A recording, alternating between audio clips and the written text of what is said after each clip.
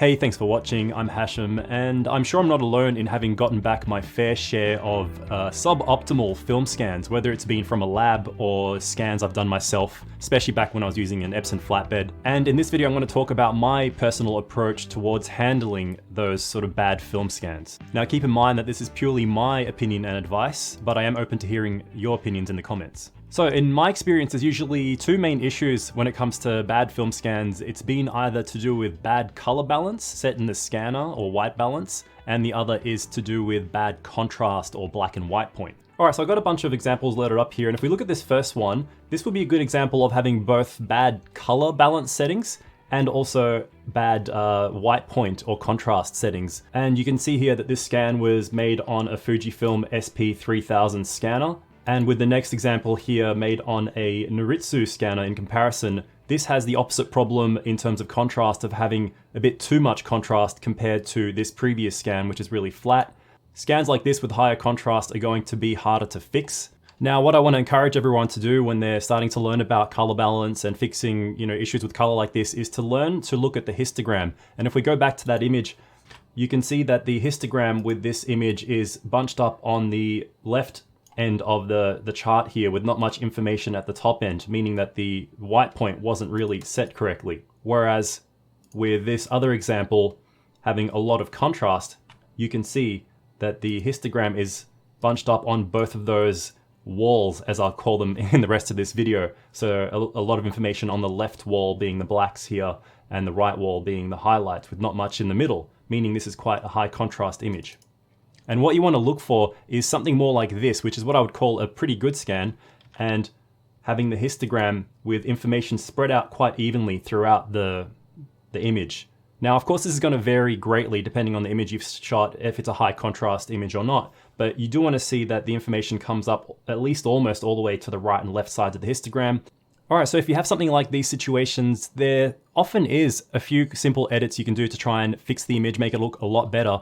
And it varies depending on your scan, obviously. But in my opinion, there's a certain point where it's just not worth the amount of time spent. And even if you were to sit around and tweak and edit that file, it still won't look that good. And there comes a point where it is just better to have the negative rescanned or to rescan it yourself. I'm going to go through and show you some examples of how I'd approach some of these bad scans and when it would be a better option to have just rescanned it. And I'll also show some examples of that where I'll show a rescan versus simply having tried to edit the image to make it look better. Alright, so looking back at that first example, let's say you have something like this. Now keep in mind, I'm working in Lightroom here, but you can do a lot of this in Photoshop if you prefer to use that software, or even something on your phone like Snapseed, as long as you have access to curves and simple adjustments like white balance. But we'll go to the develop module here and see how I spoke about that histogram earlier being not all the way to the right side. That's probably the first fix that I would want to approach, but also the white balance of the image, it looks rather green. Of course, this is down to personal taste, but what I would do is try and just sort of play around with that white balance to get it to where I think it looks better. You can even try doing something like the auto white balance in Lightroom, which often does quite a good job. So you can compare that to what you would have done, and at least auto here in this situation makes a good starting point, comparing it to how it looked like before, and that's after. So once I've done the white balance adjustment, then I would approach the curve. So what you want to do is make sure you have the tone curves open here and that you're adjusting rather than using this parametric curve, using the point curve adjustment. So you have more control over the points in the curve. And the first thing you want to do is bring all the information more towards hitting that right side, that right wall that I mentioned earlier. And what you do is simply drag that highlight point all the way to the right until you see that little red clipping mark up on the top arrow on the top right side of the histogram there, and then just back off a little bit. You can also hit the J key to allow highlight clipping to show on the image itself as red there that you can see on the image. So as soon as you see that clipping, just back off until it goes away. And if you look at the histogram, you can see that red arrow just disappear there. So that's already addressed that bad white point adjustment, something that I've seen with scans before.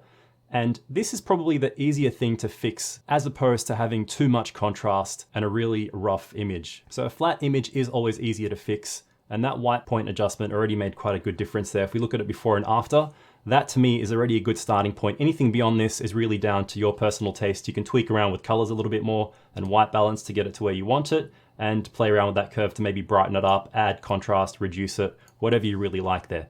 But let's just take a look at this image now, and you can see that that clipping is showing on the sky. I'll just turn that off for a moment. But with this having the opposite problem of too much contrast, the first thing I would do here is reduce the contrast using this slider just to see what we're working with, if there is information in those shadows and highlights. And as I reduce the contrast, you can see there is a bit of information in the shadows. If I actually lift the shadows there, even though this is a JPEG scan, there is a fair bit of information to work with.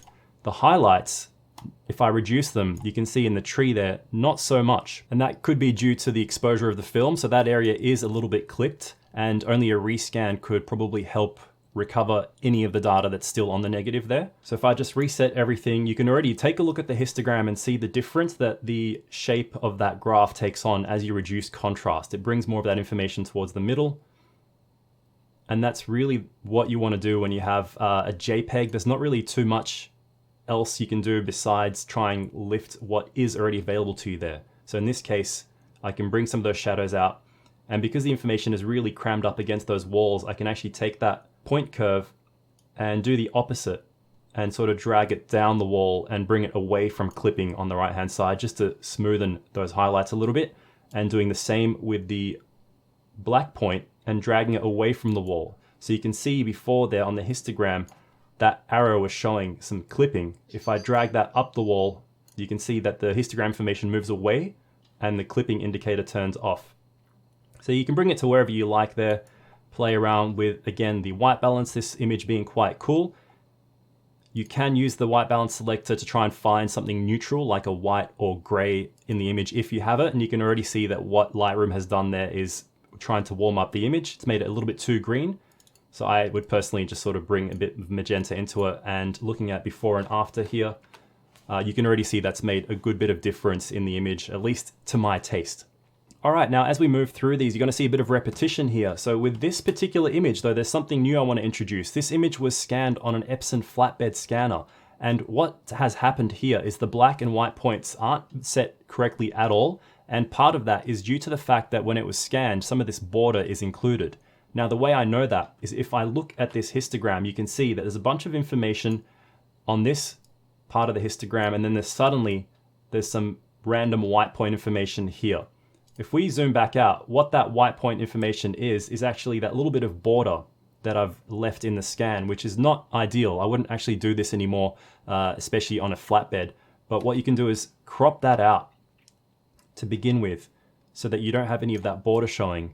Now your histogram will have a better representation of what actually is in the image. Now you can see that the white point definitely isn't coming anywhere near the right. So again, my first approach would be trying to fix the white balance a bit. You can either try and find something white like a cloud, try the auto, see what that does, or just do it manually yourself by introducing some warmth or whatever it is that you want in the image. And then you would go and adjust those white points. So again, you go to that curve, you drag that to the right until you start to see the clipping, back off a little bit. You can do the same with the black point until you watch that histogram on the top right approach that left wall. And now we've fixed that. Now, what I want to introduce is something else where you might have a bit of a color cast. So if you look at the histogram here in the shadows, you have a fair bit of blue popping out in the shadows. There's no real reason for that. So what I would do is drag that back to where I started, and rather than adjust the black point using the RGB point curve, you can go into the individual red, green, and blue channels and adjust them manually. So if I go into red, adjust that until red is about to clip, and then back off a little bit. Same with green. See the green arrow on the histogram on the left there. Back off a little bit. Blue,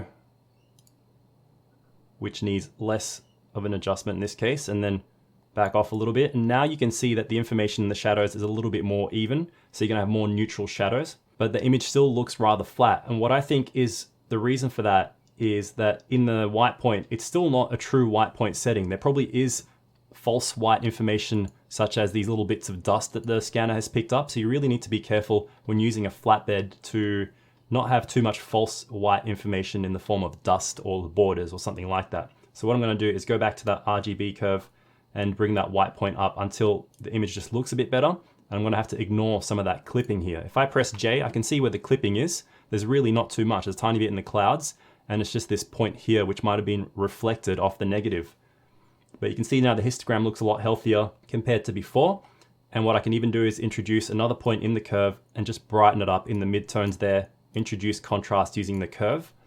And then if I look at it before and after, you can see quite a world of difference between these two of an image made on the X-Pan. So again, having a flatter image is something that's easier to correct, but let's just take a look at another high contrast image and see how we can address that. This is probably going to be much the same as before. This is also made on a Noritsu scanner. It's a low res scan, so there's not much really resolution to work with, but it is very harsh and crunchy. Something I notice about the Noritsu is it can over sharpen a fair bit. It can have a lot of contrast. So what I would do here is just the same as before. Address the white balance first. It's looking a bit blue, which is common with Kodak Ektar. It does accentuate blues a lot. So you just introduce a bit of warmth. Now you have a more neutral playing field. I'm going to turn off that clipping indication and just reduce that contrast to see what I have to work with. And you can see there actually is a good bit of information in those shadows and highlights remaining in the negative, in the scan at least. So if I just simply do that, this particular scan has the leeway to remove some of that contrast. And looking at it before and after, personally, I do prefer this. I might even reduce a little bit of saturation and go a bit further back on the contrast and brighten a little bit of the midtones there.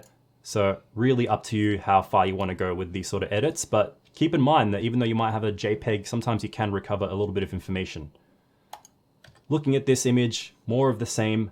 Looking at that histogram here, that is what you want to look out for. If you have a histogram where too much of the information is on one particular side and you have a blank area on this part of the histogram, you want to address that, which is going to make quite a difference in the scan. Same deal again. You would simply white balance. If you have something white in the image, such as maybe this seagull or clouds, usually that'll do a fairly good job as a starting point, but you still need to address that white point. So I'm going to drag that all the way up until it looks about right. I can see that clipping indicator showing up on the histogram about there.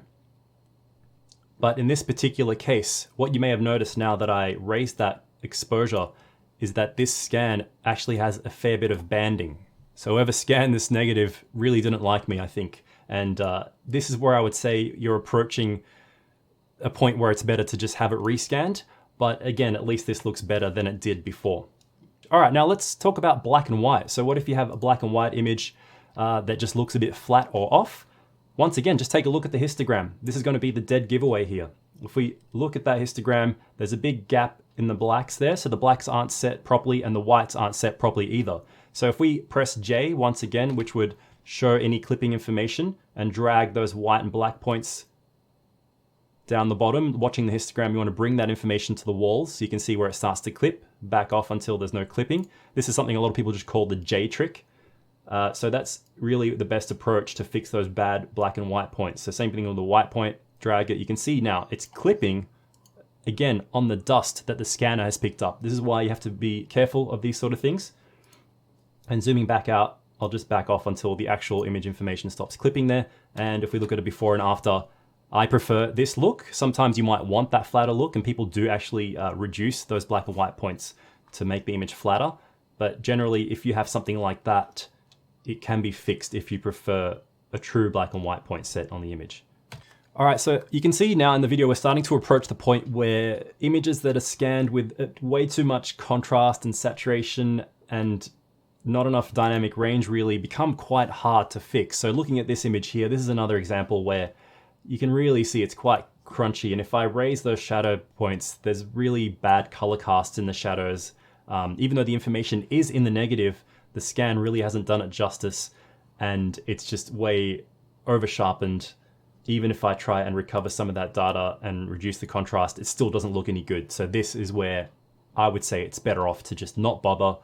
Maybe you can recover it a little bit, make it look better if you don't have a choice, but I would do a rescan on this. Same with this image here. The color cast is all off. This is really bad. This was done on a Fujifilm SP3000, straight scan from a lab. But yeah, this Frontier should be ashamed of itself because this scan is just no good. All right, now with this next image, this is something I've shown before in my video on Kodak Ektar. This is an image on 35mm Ektar, which I had long forgotten about until I decided to rescan it. Now the reason is, if we just reset that, this is the straight scan. Even if I look at the histogram here, you can see it's not really a fault of the black and white point settings per se. This scanner just really was not doing its job properly for whatever reason. So even if I try the advice I mentioned earlier, get rid of that clipping, drag those points away, reduce some of the contrast, fix some of that white balance, it hasn't done much of a difference.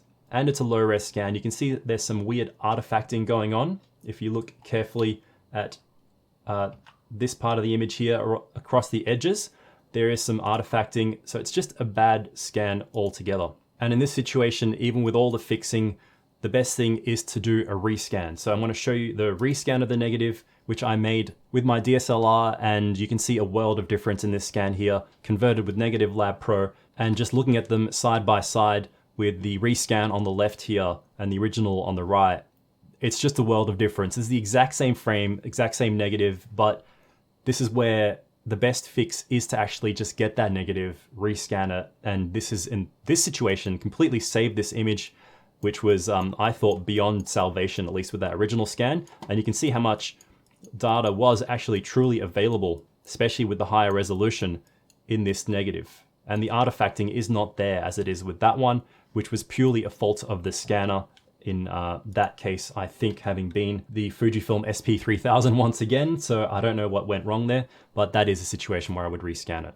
All right, guys, so I hope that gives you a bit of an idea of when it is worth trying to redeem an image through editing and when it is maybe just better to rescan it. And if we just take a look at a couple more examples, sometimes, for example, you can actually fix an image a little bit through editing, and even though it may be salvageable, it might be better to rescan anyway. So in this example, you can see there's not much information in the shadows here. If I try and lift them up, there is a bit, but there's not much color information. So this is not a bad image per se. It's not a terrible scan. This is just a normal Frontier low-res scan.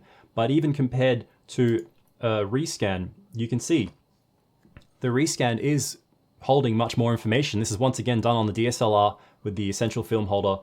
And you can see there's a lot more color in the skin tones, in the shadows there, better sharpness, better detail. So the rescan is still a better option in most cases. All right, guys, so that's it. That's pretty much my approach when it comes to handling those bad scans and when I would consider it better to just have it rescanned. As you saw in some of those examples, you can make a little bit of difference in recovering a scan that isn't so good, but then there comes a certain point where it's either just better to rescan it, or the rescan will look better regardless of how much you can edit that original file. So that's all the more reason to work with a lab that you're confident in having good communication with, that actually do make overrides to the default color adjustments. You'd be surprised how much the adjustments on these scanners doesn't really do an optimal job. So a lab that actually takes the time to adjust the color and density manually is really important. And if you're interested in some of those results I got with my home rescans using the 5D that I'm filming with, the macro 100mm lens and Negative Lab Pro, you can check out some of my videos. I've made a video on an introduction to DSLR film scanning, and my most recent one, which was about the essential film holder review, which is what I used for all those rescans I showed you in this example, which is the most up-to-date video I have on my workflow with Negative Lab Pro. But I will be making another video further down the track showing my full workflow from beginning till end on how I rescan, especially 35mm color negatives and other types of film as well. So keep your eye out for that if you're interested. I hope this video was helpful and gave you a bit of an idea of how you can handle some of those bad scans, and the fact that sometimes you don't need to give up on a bad file. It might have a lot of potential in it, either through a little bit of editing or rescanning or both. So thanks for watching, and I'll see you on the next episode of Pushing Film.